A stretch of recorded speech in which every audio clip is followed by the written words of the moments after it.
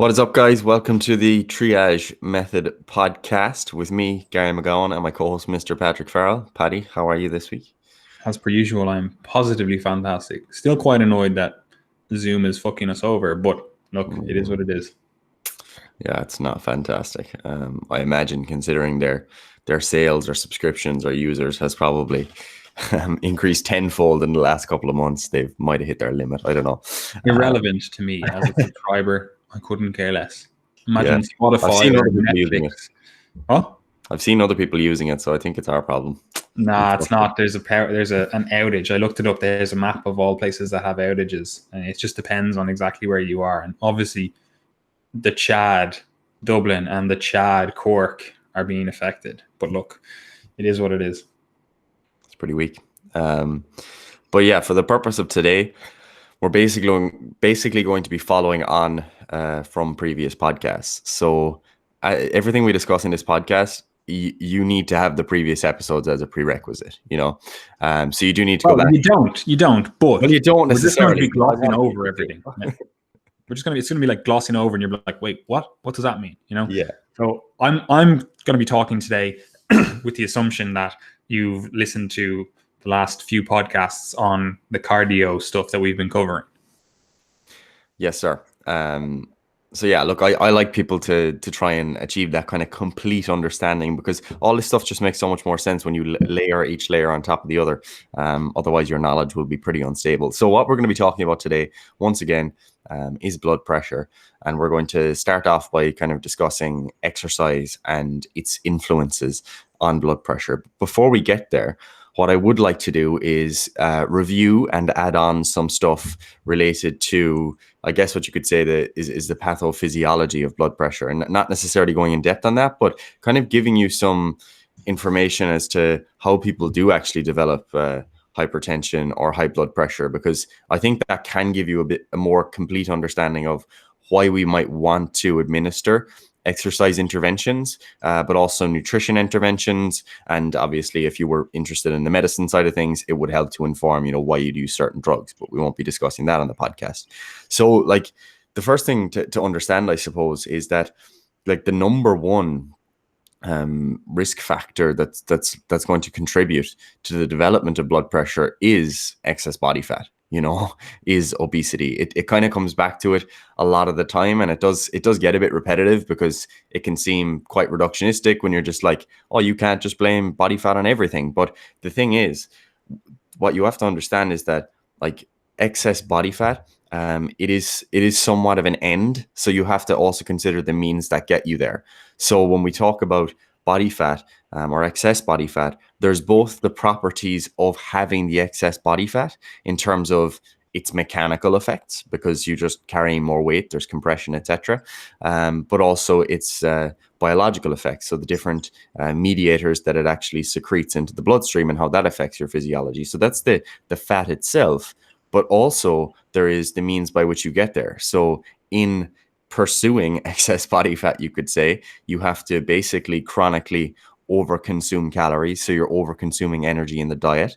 You're also very likely, in a lot of cases, to be consuming those calories from, lots of processed foods, probably quite high in salt and sodium, probably quite high in sugar, low in fiber, high in saturated fat, a kind of a typical standard American diet, as they call it in the research. If you were to kind of say, like, how do people get to these extremes of obesity? A lot of the time it is through, to some degree, an unhealthful diet. Like, there's not that many people out there that are, gaining body fat linearly over time, eating, purely, lean meats, plenty of fiber, loads of fruits and vegetables, etc. So although it is a generalization, obviously you guys get what I'm getting at. So that's an important thing to grasp there, is that there's all of the means that get you to the end, and there's the end itself. And along with that, there's other associated behaviors that get you to that point. So for example, physical activity, or physical inactivity rather. So people not exercising, people being quite sedentary. There's also, could be sleep deprivation that has been fed into that equation. So, you could be chronically sleep deprived. That could be modifying your appetite and your feeding behaviors, and that's contributing to the obesity, but it could also be that the obesity is, compromising your airway and leading to obstructive sleep apnea, and that then plays into the development of hypertension as well. So point there being, guys, that when we look at the development of hypertension, in a lot of cases, it doesn't mean that lean people who exercise can't have high blood pressure. They absolutely can. But in this case, what we're saying is that in a lot of cases where people do develop high blood pressure, there's more than just a single thing that's going on, there's more than just like this one root cause. People like to talk about root causes and addressing root causes, but very often we're talking about a wide variety of factors that all kind of convene on the creation of this high blood pressure. So that's just on that. Go ahead. I want to also say, because this also, especially in the fitness side of the health and fitness realm, people always like make a lot of hyperbole with regards to this. And what I mean by that is they're like, oh, like body fat, that's the issue. And when they think of body fat, they're not thinking of like obesity or, we'll call it pre-obesity, like you're on the edge of obesity. Yeah. They're like, oh, body fat, like above 12% body fat. Like if you don't have absolutely shredded abs, like that's not what we're talking about here. Yeah. We're talking about like an excess above, we'll call it the general accepted normal or general accepted healthy range of body fat, right? So again, I don't have exact numbers. I could be like, once you get past this percentage body fat, like I don't think that's helpful. What I do think is helpful is not thinking about the body fat itself, right? To start this whole process, even though you might be like, the body fat is a real contributor to all of this stuff. What you should think of, instead of just the body fat itself, think of the habits that got you to that body fat, or think of the habits that would lead someone to even being at that body fat level, but also having a healthy blood pressure, right? Because that's entirely possible, right? And like, I think focusing on the habits, focusing on, we'll call them healthy habits if you want, like that's the most important thing you can take away from any discussion of health and fitness. Like again, like I don't care if you are 50% body fat, if your blood pressure is great, if your blood glucose levels are great, like if all the markers are on point and you're like, yeah, I can actually fucking run a 10 kilometer, go for a 10 kilometer jog and it's not an issue to me, like you are genuinely healthy, then I'm like, that's cool. Like, no, like your body fat isn't contributing to ill health. However, if you are saying, oh yeah, like it's all good, like body fat is irrelevant, it shouldn't be thought of, like I shouldn't go to my doctor and they shouldn't mention it, then like you're missing the forest for the trees. It is a contributing factor. And again, it is more beneficial to think of the habits that lead to that. However, we have to factor that in, especially if we consider that you have a higher level of body fat, but don't engage in these healthy habits. And while you might be, we'll call it, free of disease now, that doesn't mean that you're not on like a faster track towards disease because you don't engage in these healthy habits, So again, while I think it is much more beneficial to think of in terms of the habits that you engage in, like do you engage in healthful habits, and unfortunately, like we talked about before, this is not a pick and choose menu. It's like you have to kind of engage in all of these healthful habits. Now, that doesn't mean that you have to start at that position and go like, you have to do a complete overhaul. And if you don't do everything, you might as well not even try. That's not what I'm saying. But what I'm saying is like, you can't just go gung ho with one thing and then not the other things. They have to at least be looked at or touched on just a slight bit. And what I mean by that is like, you can't just be like, oh, I do a load of, exercise, so I'm good, but your diet is like awful. Like they have to, all of the things have to be looked at rather than just going, oh yeah, look, that's fine, But anyway, that's what I just wanted to say. Yeah, no, that is really important because that's probably one of the areas where there's a lot of conflict between people who are trying to get out a clear message about maybe the downsides of obesity online and people from within the health at every size movement. Is that, the thing to understand is not that, right, obesity does not matter or obesity is responsible for all of your ills. Like the case is that if you were to think of blood pressure and you were to look at the cutoff at which people are diagnosed with hypertension, and you were to take a sample of people in the normal BMI range, and you were to take a sample of people that would be classified as as obese. Obviously, again, issues with BMI, but in general, we're just saying higher body fat versus lower body fat. What you would see is that a higher proportion of those in the sample with excess body fat are going to have or be across that threshold for hypertension, whereas a greater proportion of those in the normal range basically aren't. So we're talking about a spectrum here, and we're talking about kind of, you know, probability and change over time. So if you are, you know, overweight now and you're carrying excess body fat and your blood pressure is normal, like you said, it does still increase your risk for the development of these complications in the future. And that has been teased out like quite a bit, I think, from the UK's biobank database. Like it's a big database of research that's used for these types of things. And what you see is that over the course of a 10-year period, when you actually follow those people who would be classified as, you know, metabolically healthy, obese. So, you know, they're classified as obese, but their metabolic health markers appear to be okay.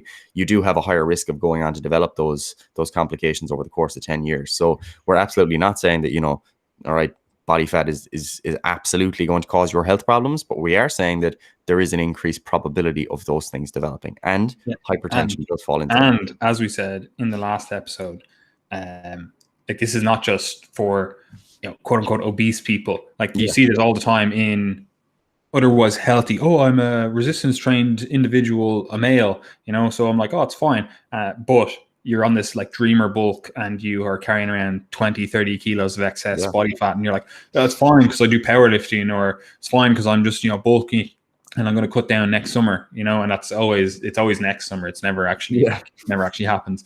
You know what I mean? It's like just because you engage, like I said, in some of these healthful habits that, you know, are potentially, you know, blood pressure protective, if you want to think of it like that, that doesn't mean that you are in a good position. You know, like again, it's you have to look at everything, you know.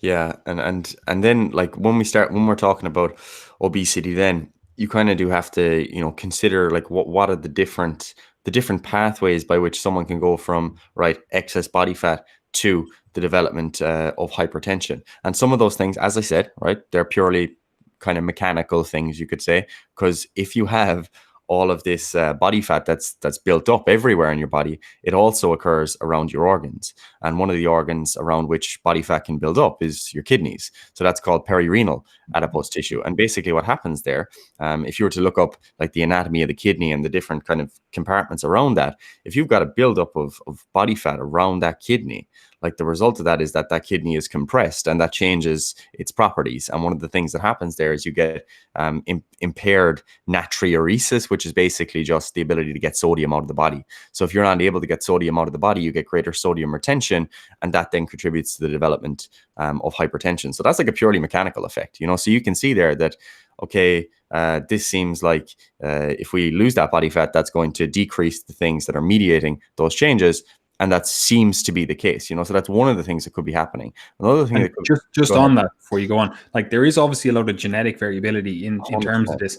Like there's going to be individuals that can be like, oh yeah, I'm actually at 50% body fat and I just don't really seem to store it around my kidneys, so these are not impacted, right? There's also like obviously a huge amount of variation in the actual, you know, kidneys efficiency themselves, if you want to think of that. Like I know a guy, like he has 4 kidneys, like just, and also his daughter also has 4 kidneys, so it's obviously in his germline as well, so that's pretty cool. But you know what I mean? Like, so if you're just born with 4 kidneys, like obviously that's a difference than someone who's just born with the normal amount of kidneys, you know. So it's like that, like there is genetic variation, and I know everyone always likes to think like, oh, like we're all the same or whatever. Like fundamentally it's not correct. Like we're all dealt different hands. Like, yeah, it would be nice if we were all just ensured, you know, equality of outcome, but unfortunately I'm not going to have the same equality of outcome as this guy that has 4 kidneys, you know, if we're talking about, you know, our risks or our potential, you know, whatever with regards to blood pressure. Like I don't actually know, like maybe that increases his risk of higher blood pressure, you know, like it's possible, you know. I don't know. So again, like I do want to just point out that you can't really compare across like your friend group or anything like that when you're talking about this stuff, because there is quite a lot of genetic variation. So if you have high blood pressure and you're like, well, I don't have this excess body fat, you know, so, you know, whatever. And your friend over here has a lot of excess body fat and doesn't have high blood pressure. Again, there is variation between individuals. So you can't just be like, well, life is unfair. Yeah, life is unfair. And again, that's unfair. But all you're left to do with that is, you know, take the responsibility for what you can take responsibility for. It's not your fault, you know, but it is your responsibility. Yep, 100%. Couldn't agree more. So yeah, no, that is actually a really important point related to the genetic factors, because like I don't think people kind of appreciate like how much like genetic variation there actually can be in just so many different things, that it would be very difficult to map out even like the paths of causality between all these different changes. You know, you can have genetic factors that change the expression of different proteins within the kidney that then, you know, change your ability to deal with potassium and sodium and electrolytes and change the balance of those things. So all those things do go on. You can also have, you know, renal artery stenosis, which means that you basically got a narrowing of the vessel running into the kidney, and that then changes everything that's going on within the kidney and can give you high blood pressure. So there are a lot of things that do vary within this, and that was kind of the kidney stuff. What you've also got there, I said, you know, fat tissue around the organs, you know, visceral adipose tissue in general. So if you're the person that stores a lot of fat around your midsection,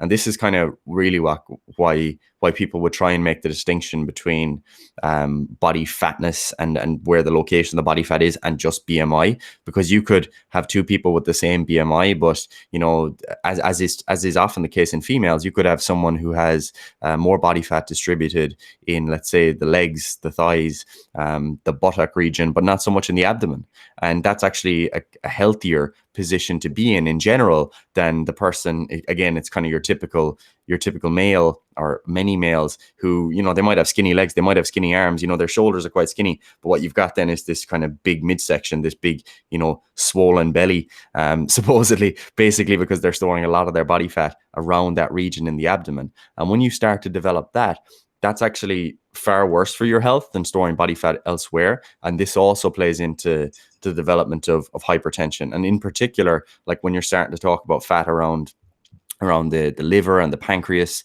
they're two organs in particular that tend to be affected by this. So what's going to happen in that case where you've got all that body fat around your midsection is that then contributes to things like insulin resistance and higher levels of inflammation in the body.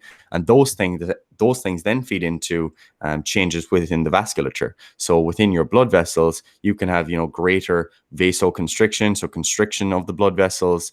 You can have inflammation within the blood vessels. You can get, you know, greater increases in stiffness within the blood vessels. So all these things are kind of acting together. So you can see there that there's some link there between the presence of excess body fat and insulin resistance. And you can see that as being a potential point of intervention for exercise right there. So, you know, if you're thinking of exercise increases one's insulin sensitivity or glucose tolerance independent of body fat. So you can still, you know, increase your ability to take up glucose just by exercising itself. So that's kind of going along with your point, Paddy, is that someone can have excess body fat and start to take up these more healthful behaviors and have improvements in these markers without actually losing body fat itself. So this is kind of why it's important to start to remember that there is more to it. You know, the body fat, it also applies to your blood vessels and other organs. So you can have body fat or adipose tissue that's located around your blood vessels, and that also has signaling properties,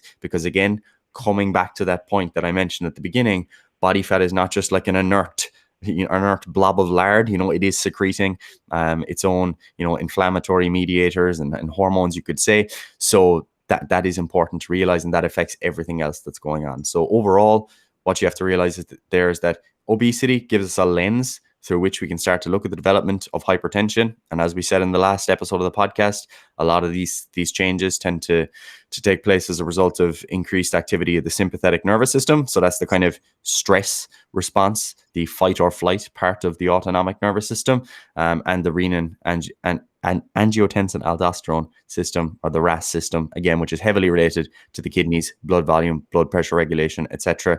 And again, all susceptible to genetic factors, dietary factors, exercise, body fat, etc. So lots of different things going on there. Yes, I have nothing else to add to that, Gary. Well, I suppose I do. That is also why you see this sex difference generally in regard to blood pressure, where they're like, oh, men need to look out for this more. Now, that was traditionally the case. However, now women are really coming close to getting similar numbers in terms of cardiovascular health complications as men. So that isn't as much of a distinguishing thing anymore. But I do want to say that again, like women, like you're absolute savages in terms of the fact that you can actually have way higher body fat levels and still be healthy than guys, right? Like again, if you just equate it to like a male at 20% body fat and a female at 20% body fat, like a female is going to be healthier. Like again, just from the perspective of body fat, like obviously there's thousands and millions of other things that go into parsing out the exact healthiness of an individual. But I'm just saying from a body fat perspective, you can get away with so much more than men can, right? Because again, generally, again, whenever we talk generalities, it's obviously not the case for everyone.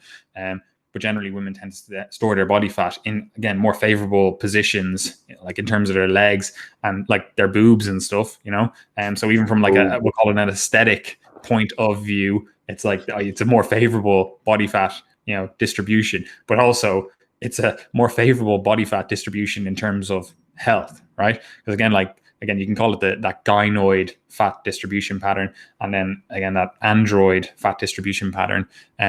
But yeah, storing a lot of body fat on your midsection and viscerally inside your midsection, like it's not ideal, So men are at a distinct disadvantage here, which is also quite funny because we've talked about it before, but you see on social media people that, like basically males and females that have gynoid fat distributions get more likes or whatever you want to call it, more social proof, because I don't know, again, like if you can be 20% body fat and you still have shredded abs as a guy, it's like, okay, like that's very handy for taking a few sneaky Instagram pictures, and same as a female, if you just have this favorable fat distribution where it all goes to your ass and your boobs, it's like, again, that's going to be validated on social media, but that android fat distribution where you basically have this beer belly, that doesn't really get those social media likes. Yeah, it's bad vibes, man. But yeah, all of that pretty much does bring us on to our discussion of exercise, because when we start to talk about exercise, what you'll see is that it does kind of fit into some of the causal pathways that we were discussing. And again, I just think that, looking at the link between obesity and hypertension, it's kind of illustrative of a lot of the things that are going on. But to just reinforce the point that you can absolutely have hypertension without having excess body fat, because there are other variables at play. So exercise and blood pressure. Okay. So like one of the things that I kind of found really interesting when I was reading about this was that, like, this is not a new area of research or a new area of interest when we talk about exercise and blood pressure. There was a guy called Dr. Gordon of the Royal Infirmary Hospital in Edinburgh, in I was going to say in Glasgow, in Scotland rather. But back in 1906, basically this guy, what he did, he had the opportunity to measure the blood pressure response in this guy. I think his name was Tom Burrows, and he performed with the Indian clubs, and he was like the Australian champion in like the late 1800s and stuff. And this guy had the opportunity then to go and basically measure his blood pressure response. And this type of activity would be classified as kind of a low level endurance type activity, because it's kind of like, the heart rate's elevated, you're doing a bit of work, but it's kind of constant. And he was doing this for 12 hours. And when he measured this, what he found was that, the blood pressure response appeared to be kind of quite consistent throughout all that activity. And one of his observations was that he was contrasting that with blood pressure responses that were taken previously in a rugby match between, I think Ireland and Scotland were playing, and they measured the blood pressure responses before and after the game, these two different players. And what he found was that, there seems to be this difference between what's going on during this activity in rugby players and after the activity in rugby players versus this Indian clubsman.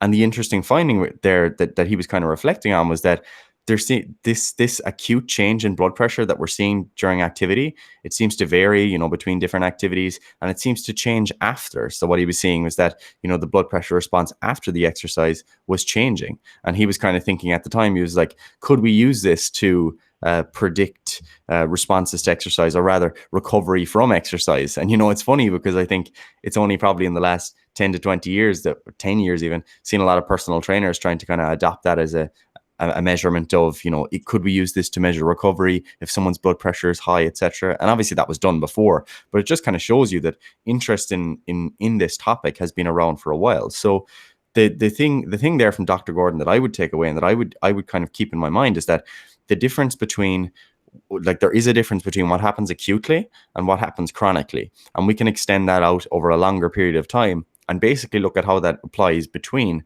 resistance training and aerobic training or endurance training, or whatever you prefer to call it. So the point that we noted in the previous episode of the podcast was that during, and the previous episode before that, was that during resistance training, what we see is this massive increase in pressure. So we said that related to the changes that occur within the heart itself. So we said that the left ventricular wall, that it was kind of, it was thickened by resistance training, that it was this concentric hypertrophy pattern.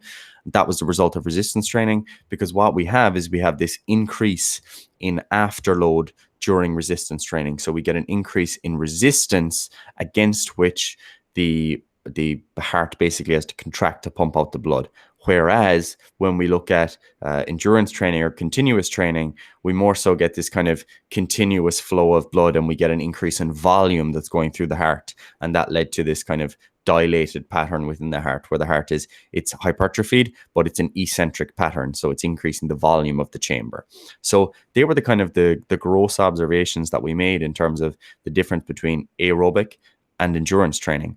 And then when we think about how this applies to blood pressure specifically, one of the things that's really interesting is that, if we go back to kind of Dr. Gordon's observation, what he was observing there was that what we see during endurance type exercise or continuous exercise is that, blood pressure is kind of continuous throughout that activity. Or, in some cases, it might start to drop as someone becomes dehydrated, their total blood volume is reducing. You could see a reduction in blood pressure. And, if you were to take someone's blood pressure after a marathon, it might actually be down as a result of the fluid losses that they've actually had. So that's an interesting thing, is that, right, it's kind of this continuous thing. Whereas when we look at resistance training, you can see blood pressures that are terrifyingly high when you see them on paper or when you see them on your blood pressure monitor.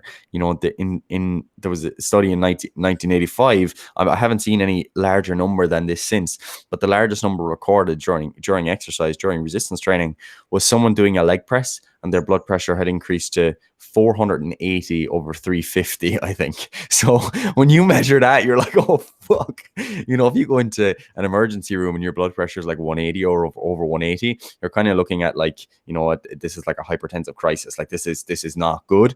But during exercise, we see numbers that are like double that, so they're really, really large numbers. And this is the thing as well, like you can actually just visualize this as well. Like you can imagine like visually seeing someone going for a nice little jog, and like they're just maybe a little light sweat on their face, it's fine. Like they look great. They look like a normal human being. And then you see someone in the gym on, I don't know, a leg press or under a squat, and they're literally face is completely purple, neck veins bulging out of them. They're like, their entire body is just gone fucking red from having that such high blood pressure, and like every single vein and artery in their body you can fucking see under the skin basically. And it's like visually you can just see the difference, right? So again, you can understand why people inherently think like, oh, that resistance training, get your blood pressure high, it does. Yeah, 100%. And like that is the thing, that again, the reason I wanted to bring up that kind of observation from 1906 is that, he was kind of observing that at the time. Whereas a lot of the time, if you were to speak to people today, even personal trainers, about, blood pressure during resistance training, they might still think, oh, I don't know about that. Does that contribute to high blood pressure? And, I've seen a lot of people say that, when you engage in resistance training, it leads to increases in blood pressure. But that's not actually the case longer term. So that's the interesting part of this, is that although we do see these ridiculous increases in blood pressure, although you'll see someone's eyes popping out of their head, it's counterintuitive, but it does lead to actually a reduction in blood pressure.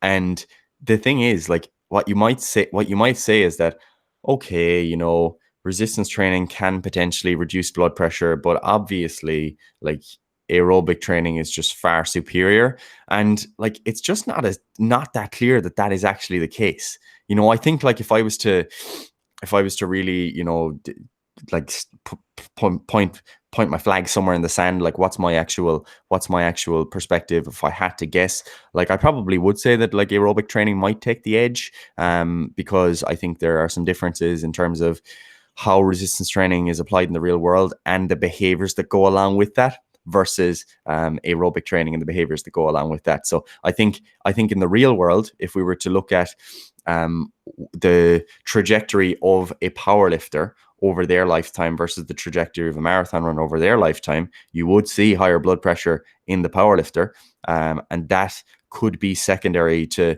you know, things like performance enhancing drugs. But I don't think it's fair to say that that's exclusive to that either, because, you know, you could have cyclists and they're taking EPO, and that can lead to an increase in blood viscosity and blood pressure as well. So, you know, it's not unique to strength sports. But when we start to think about, like, you know, your average powerlifter versus your average endurance trainee, I would say that over time, it probably is more likely that engaging in that activity and the behaviors that come with it are more likely to lead to higher blood pressure. And you do see that when you kind of look at cross-sectional studies. So cross-sectional study is basically where you're taking samples at a specific point in time and saying, what are their features? You do see endurance trainees displaying lower blood pressures than weightlifters. But again, I don't think you can exactly say that it's purely the resistance training and associated adaptations and not related to, you know, the pursuit of weight gain over time, of overconsumption of calories, of, you know, different dietary quality, etc. So also, just as we said at the start of this, like, you can't compare across individuals with this stuff. Like, it's extremely hard to do, because again, like, your man over here, the weightlifter, might have 4 kidneys. You don't know, you know? So again, like, there's genetic variability. The only thing that really matters at the end of the day, especially if you're listening to this and you're like what the fuck should I do? What should I be focusing on? I want to be healthy. I want to have normal blood pressure. You need to engage in activities, whether that's resistance training, cardiovascular training, fucking somersaults, I don't know, whatever the fuck it is that, you know, gets you going. But you should be able to see a change in your blood pressure over time in a favorable direction, you know? And what I mean by that is, if it's high now, you want to engage in activities that get it to a level that's healthy, you know? Now, obviously, there are going to be changes across your lifetime that may be less than favorable, you know? I don't see most people having the most robust, perfect blood pressure when they're, you know, 90 years old. But again, we want to be looking at engaging in habits that lead us to being in the best healthful position. Like, I think all this trying to compare across groups and being like, oh, well, like, what about this subsection of individuals here have you know, low blood pressure, or we'll say normal blood pressure, ideal blood pressure, and this group over here has like high blood pressure. Like, unless you know what every single individual in those groups, like we're not looking at an average when we're talking about individuals, you know, like, unless you can see every single individual and then also know all of the habits of all the individuals, like, what are you actually comparing? You're just trying to get some sort of correlation, you know, like, but that's not what you want at an individual level. You just want to know what you as an individual can do to get better results, you know? And the great thing about blood pressure and quite a lot of stuff that, you know, we talk about in this whole health and fitness sphere is there are more immediate feedback markers that you can look at. Like, you can literally just measure your blood pressure, you know, do it like every Sunday, just keep it standardized and just be like, yeah, I'm just going to measure it every Sunday. You know, I got it measured in the doctor and it was high, like we were talking about the other day. That's not necessarily something that you need to be concerned about, but maybe like go out to, you know, your local store and you buy this cheap blood pressure cuff and just be like, right, I'm going to just keep an eye on it for the next 2 or 3 weeks, see where it's at. And then all of a sudden you notice it's like, oh, I actually took up a bit of a walking, nothing extraordinary, but all I've been doing is focusing on getting my 10,000 steps per day. And oh, my blood pressure has dramatically, you know, benefited. Awesome. That's all you need to do. Like, it's not hard. You just need to do something that gets it moving in a favorable direction. Yeah, no, I absolutely agree with that. And I think that is like one of the take home points at the end of this podcast that like you just need to take with you, is that particularly like the thing is these types of conversations, I think we're almost conditioned to have because we're always talking about things that are like real difficult to predict and measure, like hypertrophy. Like in the fitness industry, people are often trying to see, what is the optimal approach to building muscle. And in some cases, they're like, you can actually have productive conversations about that stuff, because if you're to look at a 4-week study, you just often can't measure, reliably changes in muscle mass over that time. And often you're looking at surrogate markers and stuff like that. Whereas when you look at exercise interventions, for blood pressure, like 4 weeks, boom, you see changes. You see changes, you see differences. You can even measure, the surrogate markers or the changes in like the blood vessel compliance and stuff like that might have played into that change. So it is a bit of a different thing. And you actually have a way that is a bit more objective of trying to measure blood pressure over time and seeing how things, are going for you. And not only that, you also have a professional, a doctor, your GP that you can see regularly, if you are trying to deal with this blood pressure problem. So it is a bit of a different conversation to something like, am I building muscle or not? Yeah, it's more like getting stronger. It's more Yeah. like that kind of adaptation, because, after 4 weeks, you can assess, well, am I stronger than I was 4 weeks ago? Okay, yeah, I've actually added 5 kilos, so I'm stronger. It's not like, I actually think I maybe there's a gram of muscle that I built. Like, how do you even measure that? Yeah, and it's even better because like with strength, you get to a point eventually where you're like, oh man, if I could gain 2.5 kilos on my 400 kilo bench press, just, well, for me and you anyway, if I could gain another 2.5 kilos on that 400 kilo bench press, I would be pumped. Whereas no one gets to like 115 over 75 under blood pressure and they're like, I want to see if I can hit 90 over 60. That's my long-term goal. So you can measure these things, and eventually, like once you get into the healthy range, it's like, cool, man. Well done. Continue with your life. Completed it. Yeah, done. So yeah, like to get back to just a little bit of discussion on the aerobic versus resistance training stuff. Like the intuition, like kind of conventional wisdom would kind of have you think that, right, cardio is cardio. So obviously that's just far better for reducing blood pressure. But when you actually look at the research, like it's definitely a lot more uncertain, because, if you were to look at some of the evidence, you could even, like some of the evidence does show that like resistance training comes out on top, comes out superior, which is quite surprising for some people. And in some cases, you could actually say that resistance training might actually be better in the real world than it is in these studies, because what you're looking at sometimes is TheraBand interventions, and they call them resistance training. So you're looking at the exercises where people are using very light resistance bands, and these are new, and a lot of the time you're looking at new trainees and stuff, and you're saying that these are the adaptations that we get out of this, that this is actually resistance training. Whereas what you then see, in like which is very interesting, is isometric resistance training is actually the most potent intervention for reducing blood pressure out of aerobic training and dynamic resistance training. And what I mean is that isometric resistance training, what they often use is like an isometric dynamometer, like a hand grip dynamometer. So it's basically one of those things that you squeeze, and you just squeeze as hard as you can. And that contraction, that kind of, you're basically just contracting, you're keeping the muscle the same length, but you're putting out maximum force, that leads to very potent reductions in blood pressure.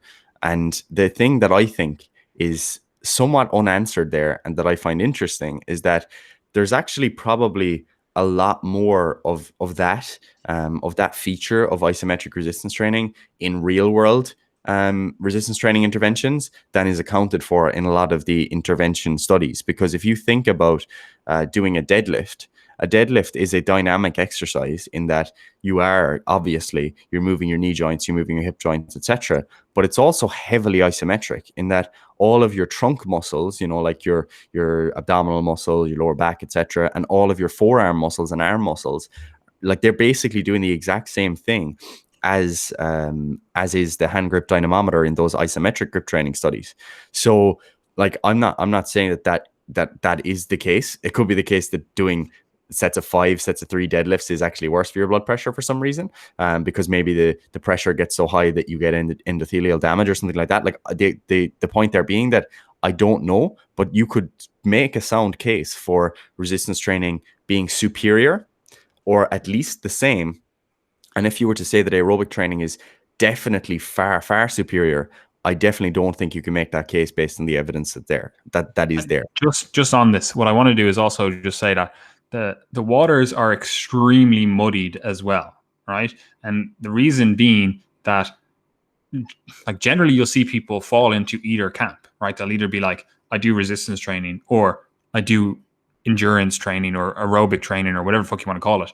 And like, if you start introducing something that the individual has not been doing, of course they're going to get adaptations. Like if you're a resistance trainee and all you've ever been doing is, triples on fucking the 3 power lifts, and you're like, that's all I've ever done, and then we bring in some conditioning work. Like, of course you're going to see adaptations. That could just make it look like, oh man, like the cardio that we brought in, like that dramatically dropped your blood pressure. You're now in a fucking extraordinarily healthy position, and we're like, yeah, aerobic training is the bee's knees for blood pressure. Like, you can see why someone would think that, but that's not necessarily the case with the actual intervention itself as a generality. Like, you could also see the exact opposite happen, where someone has been engaging in, endurance training, and then they take up strength training, and then they also see a robust change in their blood pressure. Now, it's less likely to be the case that way,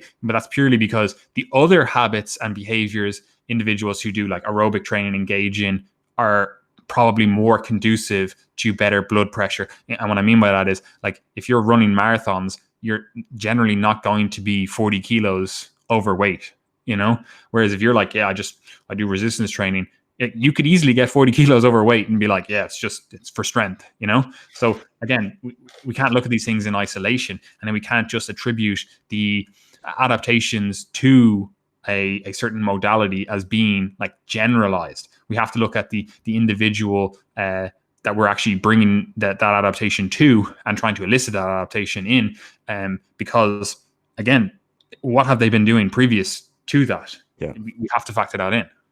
Yeah, no, that is 100% the case, and an important clarification, because like what I'm essentially doing, like when I'm discussing those bits that I just is like, I'm taking this real like high 20,000 foot view, like, and saying, right, these are the things that might be at play between different groups and stuff. And what you're saying is that, right, cool, but as a trainer, as a doctor, as a nutritionist, we don't work with groups, we work with individuals. So all that you care about is, right, what affects this individual at this point in time. And that is really important, because, as you do look into like population differences and stuff, there do pop up these kind of unanswered questions. For example, there's differences in blood pressure responses to exercise in elderly individuals versus younger individuals.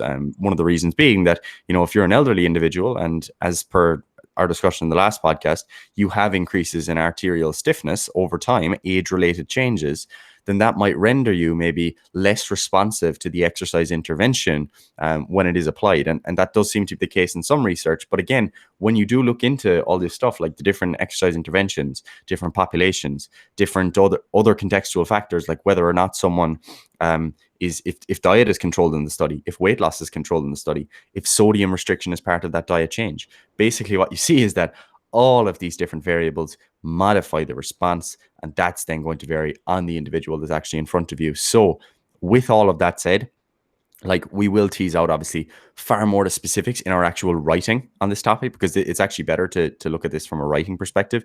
But for the purpose of this podcast, what I would take away is that resistance training and aerobic training both appear to be independently beneficial, in that you can use one or the other and improve your blood pressure. But what we'd like to do at Triage, obviously, is never look at these things in a vacuum. And as per all of our previous cardiovascular discussions, we don't recommend that you do either of those things independently anyway. Like, we're going to tell you to do resistance training and aerobic training, so you needn't even waste your time on thinking, which should I do? Because we want you to do both, because it goes far beyond just the blood pressure, and both seem to be superior for longer term health anyway. So yeah, and if you go back to that cardio for the heart, I can't remember which one, the actual applicable episode, where we were basically saying, like, do some resistance training, maybe do some like conditioning work after or at some other stage, like we'll call it higher intensity stuff, at other stage, then at least hit your 10,000 steps, like a few walks, you get a lot of the aerobic, adaptations. And then if you're like, all right, I want to push this a little bit, then bring in some like specific aerobic, sessions. Like again, like what we said in the last one, was like you could go for a longer walk that, maybe it's a little bit more intense of a walk. Maybe it's up the mountains or something on the weekend, like to get aerobic adaptations, like you don't even need to push that hard. Like it's you literally need to keep your heart rate over like 120, we'll say. And that's just not hard to do for an hour. Like, yeah, you will be sweating. Yeah, it will be, it takes an hour out of your day or whatever, but it's just not hard to get those adaptations, especially in the background of just generally higher activity levels, like just getting in your walks and stuff. Now, again, I know in like Ireland, it's always pissing rain, so that can be extremely hard. But again, you just have to come up with protocols that allow you as an individual to get your activity where it needs to be. And then again, that might be you wake up in the morning and you have to go to the gym and do 30 minutes on a cross trainer or whatever it is, when the gyms are open, 30 minutes on the cross trainer or whatever it is, because you are living a very sedentary life and you just can't get your activity in otherwise. Again, that might be the modality you need to do. Again, they're all the specifics. What you really need to think about is, especially from the context of what we're providing here, is the generalities of what you should be thinking of. You need to get some aerobic work done. We could even say you need to get some anaerobic work done. Again, to an extent, you get that covered with resistance training, but I think it is a good idea to have that kind of, we'll call it mixed modal cardiovascular work sometime throughout your week, and then also just do some resistance training. Like don't have this either or mentality. Just be an all-rounder. Yes, sir. Absolutely. And I suppose the thing then to add on to all of that would be that, right, we know that, all modes of exercise appear to be useful, and that we would encourage you to do, both conditioning training or aerobic training and your resistance training. You can also say that doing high intensity interval training and continuous cardiovascular training, both beneficial, both seem to be relatively equal from the perspective of their effects on blood pressure. I think you do have to be I think there is some uncertainty in terms of the high intensity interval training, because when you do look at the research on this, like what you see is that they compare, again, we're looking at this kind of 10,000 foot view of lots of different studies that have used these interventions. But one of the things with high intensity interval training that you have to take into account is that when you look at the research on this topic in hypertensive individuals, so people who do have high blood pressure, a lot of them are already on medications, and some of those medications, such as beta blockers, do reduce maximum exercise capacity to some degree. So if you're talking about a high intensity interval intervention, I wouldn't be 100% confident, that relates directly to the high intensity interval sessions, me or you might do, Paddy. So, and also, like, high intensity intervals is such a wishy-washy term. Yeah, like, really is that 10 seconds, 20 seconds, 30 seconds? What's the rest period like? Like, it's a very bastardized. Like, people will say, oh, I'm doing a high intensity interval training session and it's 20 minutes long or 40 minutes long. You're like, hey, you just can't hold that high intensity for that long, unless, of course, your rest periods are, quite long. But people are like, no, I do like 30 seconds on, 30 seconds off. I'm like, it's just not high intensity. You're basically just doing aerobic training. Yeah, 100%. So like that's kind of the point of bringing that up, is that like when you're actually looking at the differences in these interventions in the research, it's like, these are probably more similar than they are different, because it's like 30 seconds on, 30 seconds off. And it's like, yeah, so someone's probably getting up to 150, 160, maybe coming down to 120, 130, going back up. And it's like, I'm not sure that's all that different to just doing, continuous at 140 to 150 beats per minute or whatever. So yeah, it might be more fun and it might make you stay with it. That's perfectly fine. Like, again, but we shouldn't be talking about physiological adaptations then. That's more of a psychological thing. 100%. So point there being, look, all exercise is beneficial for your blood pressure. It would be wise to do some exercise. More seems to be better in a lot of cases. That doesn't mean you have to lift weights for 15 hours a week, but more does seem to be better in a lot of cases. But what you have to realize there is that a lot of these interventions you're looking at, did they do one set one set 3 times per week, or did they do 3 sets 3 times per week? So people who are already into training, you might meet the threshold of where the benefits begin to basically deplete. You're not getting any more benefits. We might get there sooner than someone who doesn't train, obviously. So that will be my basic conclusion there. Both types of exercise are really beneficial, would advise. And then the final thing to touch on there is, how beneficial are they? And the thing is, like, we're not just looking at, very trivial decreases in blood pressure. I feel like my speech is compromised today. Rather, what you do see is, like, in some of the more recent research, in terms of analyzing lots and lots and lots of different studies, is that exercise can basically give you similar benefits to lots of the commonly prescribed medications for high blood pressure. So that might seem surprising, because it's like, oh, well, obviously, if they're drugs, they're going to be really, really potent. Whereas, exercise just also seems to be really, really potent. And that doesn't mean that's, again, caveat, doesn't mean that as an individual that exercise is going to work for you to get you to a healthy blood pressure range. Because what you have to realize here is that, people have different levels of resistance in terms of how reversible their hypertension is. So one person could be started on one medication, whereas another person, which could depend on their age, their ethnicity, etc., they might actually be started on a different medication or combination of medications. And that all depends on what stage of high blood pressure you actually have in the first place. So the point there being that, that the only take-home point I would take from that is not, no need for medication, bro, just going to train. That's not what I would say.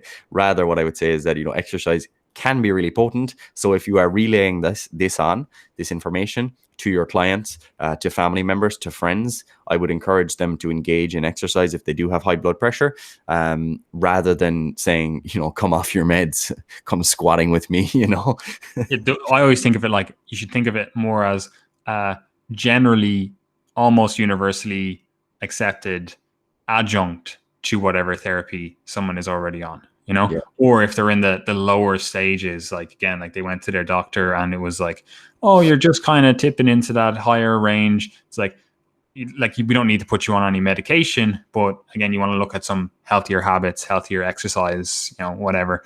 Then again, like it should be almost a frontline or a first target, a first intervention for most people. See if it works, see how you get on. Again, if you are trying to be more preventative in your approach, because generally people who are listening to this as individuals are probably trying to be more preventative. They're like, what can I do so I don't have high blood pressure? I don't have issues. Again, just engage in all modalities of exercise. If you do train someone, or of someone, a family member, whatever, that has higher blood pressure, again, exercise is not a removal of medication. It's not like, get rid of all that shit, flush it down the toilet. It's like, no, let's bring this in as an adjunct. Let's add it on to your current drug regime or drug regimen, and then see how you get on. See if there's favorable adaptations. If there is, happy days, and we will continue to progress that and keep getting results.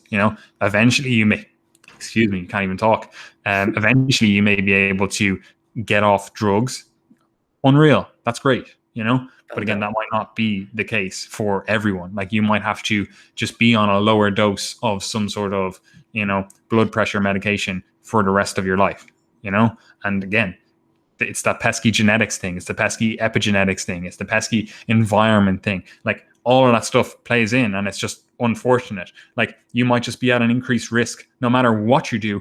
And it might not even be genetics. It might not even be like heritable in your family. Like, no one else in your family has high blood pressure, but like in utero, in the womb, like you were just exposed to higher amounts of stress, and epigenetically you're just at a higher set point for that. And as a result, you just have higher blood pressure throughout your whole life, So like, there's not much you can do about that. Like, yeah, obviously there is much you can do about it. You can still engage in all these healthy habits and, healthy behaviors and all the stuff we're talking about in this episode and the last episode and potentially the next episode.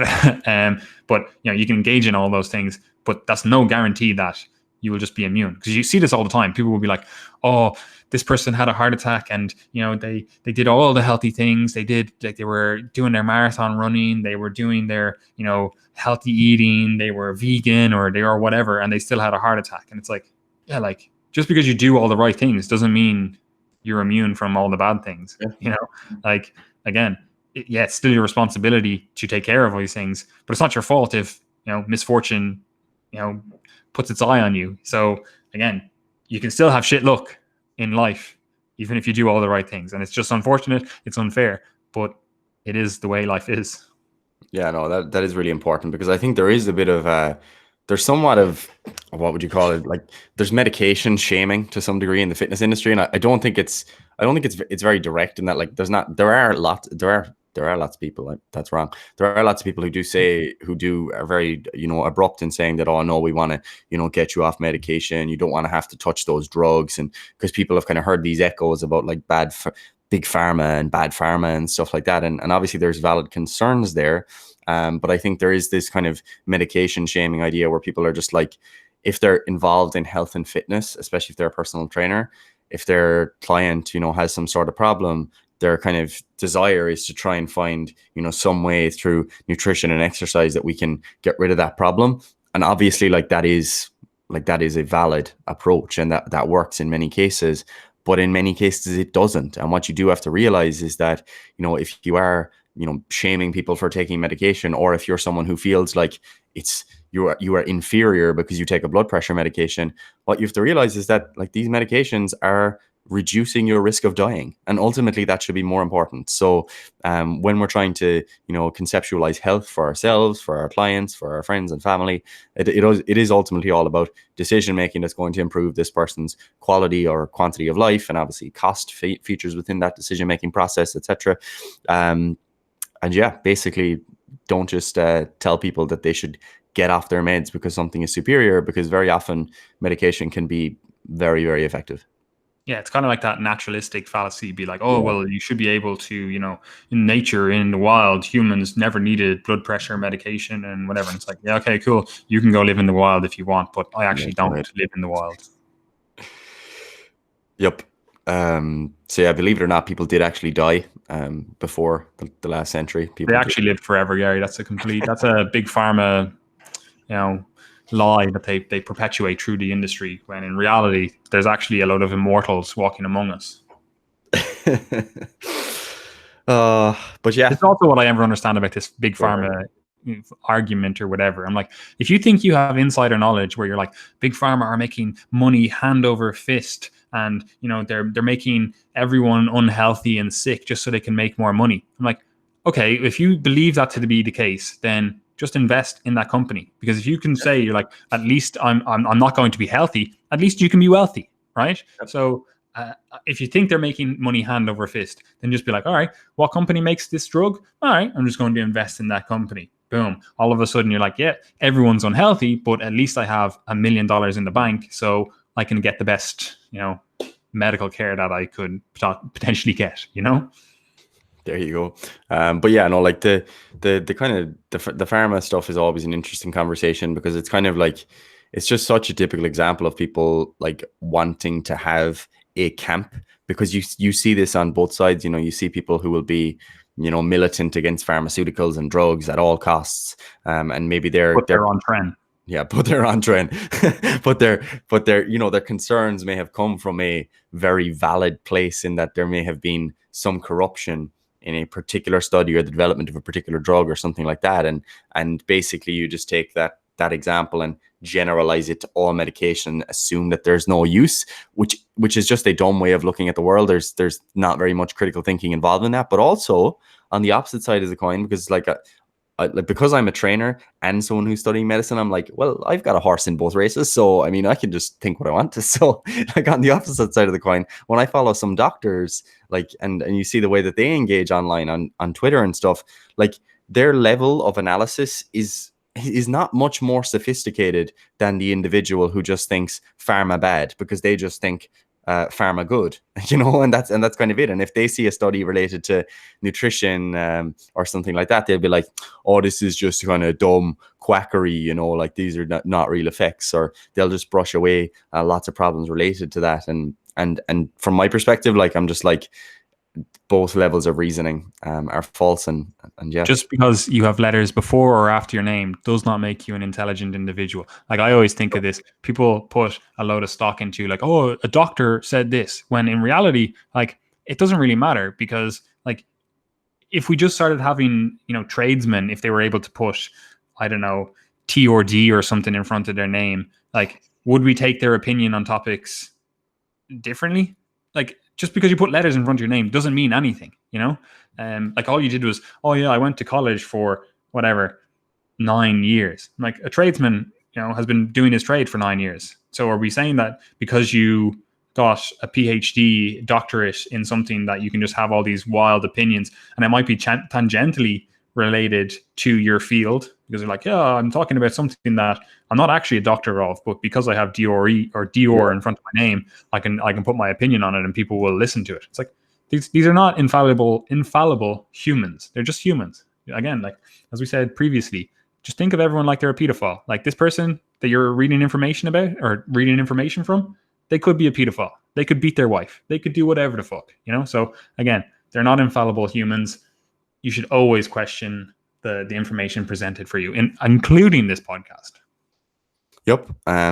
Not to make our podcast disagreeable or anything, but like, one of the examples that has come up in this space recently has been, I've seen some doctors basically allow their political, you could say, biases to totally override any reasoning abilities they actually have within their own field, in that people have started to discuss public health problems about, the coronavirus and the COVID-19 pandemic, and they've started saying things like, literally as explicit as this, that systemic racism and racism in general, and the genocide of Black people, is far more of a virus and a pandemic than the COVID-19 pandemic. Like, and to me, like, that is just such an unbelievably ridiculous statement to make amidst an actual pandemic, that, like, obviously we can be sympathetic to all of the valid concerns that people have, but like, that's just like insane. Insane. There's no word. Last week it was stay at home or you're killing your granny. Now you see people like, oh yeah, you should be out protesting, where social distancing is impossible, and doctors and stuff are, agreeing with that. Now, again, I actually personally, I'm like, I think everyone should have the right to protest whatever fucking issue they want. Like, we should have freedom of speech. If you want to fucking go out there and shout anything, and especially if it's a cause that, I think most people would genuinely or generally agree with, I'm like, happy days, fucking go out and protest. But I don't like this move where health professionals just have their political bias and say, oh yeah, 100%. it was not good. You should not have gone out. If you were going out previously, it was just because you wanted a haircut, and you trying to protest to have your business open. That was, you were killing your granny. But if you go out and protest something else, then we're 100% behind it. But again, that's just the two of our political opinions, and what the fuck do we know? So it's irrelevant to the people listening to this, what we care about. Because again, as I said, you just have to treat everyone as if they're a pedophile, So our opinions are useless for informing your opinions. You take from our information, our podcast, our writings, whatever you need to get better results with your clients or yourself, That's all you should take for them. So you shouldn't, like, anyone who puts out information, if they are the most ardent, right winger, and then they're the most ardent over here communist, I'm like, if they put out good information about stuff that you want to learn about, then take that information, forget about all the useless information in your opinion, and just, listen to what you need to listen to get better results with either yourself or your clients. Yep, 100%. And yeah, I'm just expressing my disappointment, because that's kind of what you want and what you expect from people. And when you see public health professionals and doctors who you've respected for being so objective on situations that would, could be potentially very emotional, suddenly allowing all of that reasoning to go out the window, just upsets me, Paddy. That's all. Just upsets me. Yeah, I just don't understand. Again, like you aren't allowed to go to funerals. Like people have died, and you're not allowed to go to their funerals. Your own family, but you're allowed protest. Like that, in my mind, I'm like that's a reversal of where things should be. But anyway, look, that's irrelevant. So Gary, where can people find us? What products, services do we offer? Do the whole spiel, and we'll wrap this up. So, as always, guys, you can subscribe to the Triage Method newsletter below, and that's where you will find out more about the content that we are producing. We're always writing new content, and that's basically where we will be delivering that content a lot of the time. So, yeah, get on that. What you'll also would want to do is, if you're interested in this podcast and you're interested in the delivery of information related to personal training, working with clients, trying to apply all this stuff practically, we'd recommend pre-registering your interest for the Coaches Corner, which is a service that we'll be launching soon. And that's basically going to be, a membership site that is dedicated towards giving you basically a lot of the tools for the toolbox and also the knowledge to support that, to be a better coach. And, if you're an interested trainee, you can apply all that information for yourself too. So get on that. You will also receive a discount when you do pre-register your interest. So you can get on that below.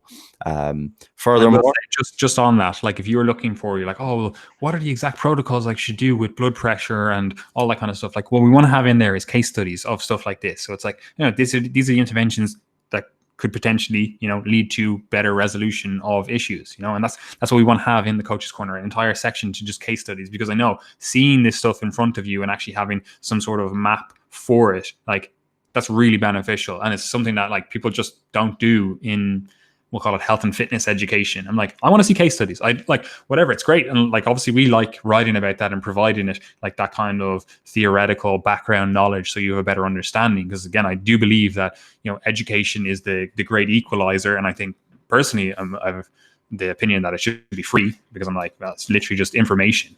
Charging for information is, somewhat archaic in my mind. However, charging for the actual protocols and the actual knowledge that an individual has, I'm like, yeah, okay, cool, I'll pay for that. And again, that's what we want to have in the Coaches Corner, where it's like, here's the exact protocols that you can use.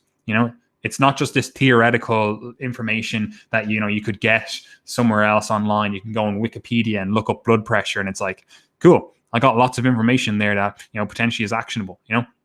I want to cut out that middle step and be like, look, here's all the free information. Cool. There, you can have that for free. But when we actually put this into action, what are the exact protocols we use? What are the exact interventions? How do you, analyze the data that's presented to you?